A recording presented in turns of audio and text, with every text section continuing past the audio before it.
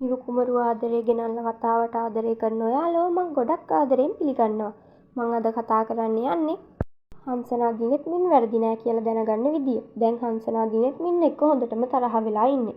වෛරත් කරන්න පටන් අරන් ඉවරයි. හැබැයි දිනෙත් මින් නම් මේක වාසියක් විදියටයි දකින්නේ. දිනෙත් මින්ට ඕන කරලා තිබුණේ හංසනාව ඈත් කරලා තියන්න.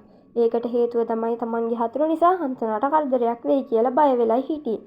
දැන් ඉතින් හංසනාගේ වැරදි වැටහීම නැති කරන්න නම් මෙන්න මේ වගේ හේතුවක් වෙන්න ඕනි කියලා අපි විශ්වාස කරනවා. දැන් මේකලා පොරොන්දු වුණා එයාගේ ගෝලයෝ දෙන්නට ආයෙම සල්ලි ටිකක් දෙන්නම් කියලා.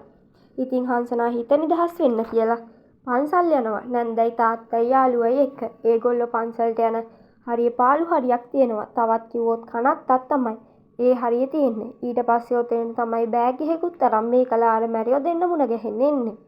ඊට පස්සේ බෑග් එක දකින්න ලැබෙන අවස්ථාවේ හංසනාටයි පවුලේ අයට දකින්න ලැබෙන්නේ.